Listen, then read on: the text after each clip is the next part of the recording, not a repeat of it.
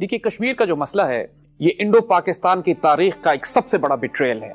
1947 में जो पार्टीशन हमारा हिंदुस्तान का किया गया, जिसके नतीजे में पाकिस्तान वजूद में आता है, उसी वक्त कश्मीर के साथ एक बहुत बड़ी गद्दारी कर दी गई थी।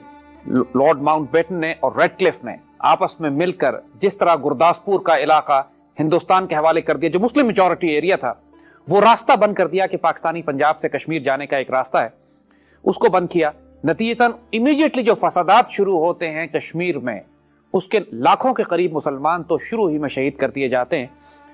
और वाइल एट दैट मोमेंट के जब 1.25 करोड़ मुसलमान पूरे हिंदुस्तान से माइग्रेशन के लिए निकलते हैं, पूरे हिंदुस्तान में कोई 40-50 लाख मुसलमानों को रास्ते में ज़िबा किया जाता है और एक 50 लाख मुहाजिरीन का एक रेला पाकिस्तान में पहुंचता है पाकिस्तान की तामीर के वक्त। अब उस वक्त की पाकिस्तानी हुकूमत का हाल देखिए कि हमारे पास तनख्वाहें देने के पैसे नहीं हैं।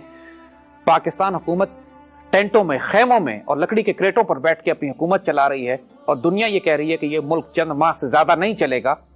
उस वक्त कायद आजम ये कहते हैं कि कश्मीर हमारी शहरग है और किसी सूरत में भी कश्मीर पर कॉम्प्रोमाइज नहीं किया जा सकता। जो वहां के डोगरा हुक्मरान थे, मुस्लिम मेजॉरिटी एरिया पे हुक्मरानी डोगरों की थी, उन्होंने भारतीय हुकूमत को इन्वाइट किया कि अपनी फौजें दाखिल करो। चूंकि जमीनी रास्ता पाकिस्तान से बंद कर दिया गया था गुरदासपुर की वजह से, अब हमारे पास और कोई ऑप्शन नहीं रह गया था कि पाकिस्तान सिवाय इसके कि एक जंगी हिकमत अमली के जरिए कश्मीर को हासिल करने की कोशिश करे। मगर यहां भी बिट्रेयल था, क्योंकि जिस तरह माउंटबेटन ने और लॉर्ड रेडक्लिफ ने इतना बड़ा बिट्रेयल किया पाकिस्तान के साथ, नक्शे तब्दील कर दिया आखिरी लम्हे पे, उसी तरह पाकिस्तान के पास उस वक्त फौजें ही नहीं थी। जो तमाम सेकेंड वर्ल्ड वॉर के बाद जो इंडियन फोर्सेस पूरे दुनिया में फैली हुई थी सेकेंड वर्ल्ड वॉर में हिस्सा लेने के लिए, उसमें अंग्रेजों ने यह किया था कि सिखों को और हिंदू रेजिमेंट्स को, गोरखास को पहले वापस बुला लिया और मुसलमान रेजिमेंट्स पूरी दुनिया में फैली हुई थी। नतीजा यह हुआ कि जब पाकिस्तान बनता है तो पाकिस्तान के पास आर्मी ही नहीं थी और जो चंद एक ऑफिसर्स भी थे, जो commander in chief of the Indian forces थे और जो पाकिस्तान आर्मी का कमांडर इन चीफ अपॉइंट किया गया, ऑकनलेक और जनरल ग्रेसी, ये दोनों अंग्रेज थे। और कायद आजम के हुक्म के खिलाफ कायद आजम ने उस वक्त हुक्म दिया कि जितनी जो कुछ भी फौज है उसको लेकर कश्मीर में दाखिल हो जाए, क्योंकि इंडियन आर्मी जो थी, इंडियन एयरफोर्स जो थी, वो लैंड करना शुरू हो गई थी श्रीनगर के एयरपोर्ट के ऊपर। मगर ऑकनलेक और ग्रेसी ने इनकार किया।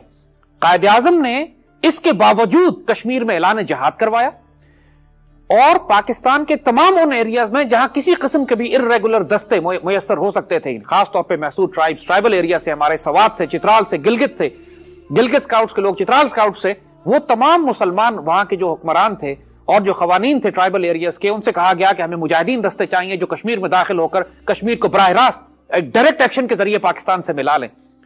कायद आजम के बारे में ये ध्यान में रखिएगा कि उस वक्त इस टूटे फूटे पाकिस्तान में दुनिया ने उनको मशवरा दिया कि हम इस वक्त काबिल नहीं है कि कश्मीर में जंग कर सके। Quaid Azam was such an honourable man. वो रियलाइज कर चुके थे कि अगर कश्मीर दुश्मन के हाथ में चला गया, पाकिस्तान का तमाम दरिया वहां से आते हैं, पाकिस्तान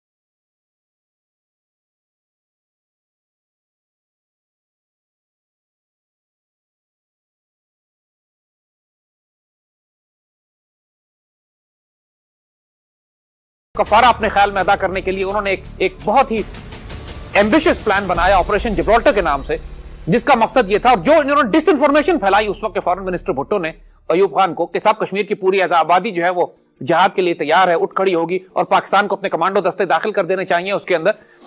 اور اس فالٹی انفارمیشن پہ، فالٹی انٹیلیجنس پہ جو انالیسس کر کے بہت بڑا آپریشن کیا گیا، اور بڑی بھاری تعداد نے پاکستانی فوجی کمانڈو اتارے گئے کشمیر میں. مگر کشمیر کی آبادی کے پاس اندر نہ تو اسلحہ تھا، نہ وہ تیار تھے اس جہاد کے لیے. نتیجہ یہ ہوا کہ آپریشن جبرالٹر بری طرح ناکام ہوا. ہمارے بہت بڑی تعداد میں آفیسرز اور جوان اندر شہید ہوئے، اور بڑی مشکل سے کچھ لوگ نکل کر واپس پہنچ سکے. اور اس کے نتیجے میں ایک پاکستان اور انڈیا کے درمیان جھڑپیں شروع ہو گئیں، اور وہی جھڑپ، اس کا نتیجہ یہ نکلا کہ پھر بھارت نے 65 کی جنگ پاکستان پر مسلط کی، لاہور پر حملہ ہوا. اور پھر شکر ہے کم از کم پاکستان جو کچھ غلطیاں شروع میں ہو چکی تھی اس کو ہم سسٹین یہ کر سکے کہ جرأت، دلیری، بہادری اور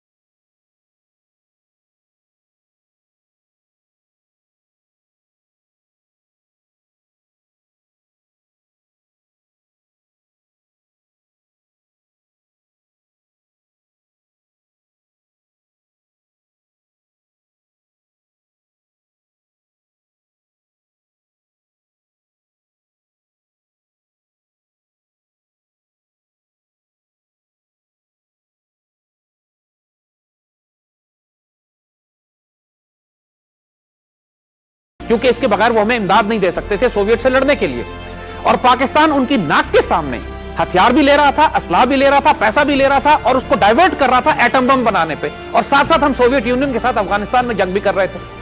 ساتھ ساتھ پاکستان اس وقت چین کے ساتھ بھی برابری کے لیول پر معاہدے کر رہا تھا، اور ساتھ ساتھ مسلم دنیا کی قیادت بھی ہمارے پاس آ چکی تھی. یہ پیریڈ پاکستان کی فورن پالیسی اور ایکسٹرنل ڈیفنس کے لحاظ سے گولڈن پیریڈ کہلاتا. ہم نے پوری 80 کی دہائی میں، یہ وہ وقت تھا کہ جب ہم نے 1971 کا بدلہ لینا شروع کیا انڈیا سے. سکھوں کی تحریک بلڈ کی، اسی وقت کشمیری جہاد کو دوبارہ بلڈ کیا گیا. ناگاز، Assam, Naxalites, Maoist north east میں، انڈیا کے مختلف حصوں میں جو ایگزسٹنگ تحریک آزادیاں موجود تھیں ان کو امداد دی گئی. سری لنکا کی مدد کی گئی کہ تامل ٹائیگرز کا مقابلہ کریں، کیونکہ انڈین سری لنکا کے خلاف ایک جنگ جو برپا کر رہے تھے. تمام خطے کے تمام ممالک کو پاکستان نے امداد دینی شروع کی، ان کے ساتھ دفاعی معاہدے ہوئے. اور یہی وہ پیریڈ تھا کہ جب پوری دنیا سے جو مسلمان تحریکیں افغانستان پہنچتی ہیں، چاہے وہ فلسطینی ہوں، چاہے وہ چیچنز ہوں، چاہے بوسنینز ہوں، چاہے کشمیری ہوں، چاہے مورو مینڈناؤ کے ہوں، پوری دنیا میں ایک ساتھ تحریک جہاد شروع ہوتی ہے. افغانستان میں مجاہدین کو اللہ کامیابی دیتا ہے، سوویت یونین ٹوٹتا ہے، سینٹرل ایشیا آزاد ہو کے چلا جاتا ہے. اور یہ وہ پیریڈ ہوتا ہے کہ جس میں افغانستان جہاد کے ختم ہونے کے بعد ہم ایک طرف کشمیر، ایگزیکٹلی اسی پیریڈ پہ کشمیری انتفاضہ اور فلسطینین انتفاضہ، یہ دو انتفاضات شروع ہوتے ہیں، دو بغاوتیں شروع ہوتی ہیں آکوپیشن فورسز کے خلاف، اور چیچن اپنی ریزسٹنس کا آغاز کرتے ہیں روسیوں کے خلاف. تو یہ پاکستان کے لیے دوبارہ ایک حیرت انگیز موقع ہوتا ہے کہ سکھوں کی وجہ سے تو پریکٹیکلی انڈیا کا حال یہ تھا کہ انڈیا ٹوٹنے پر آ گیا تھا.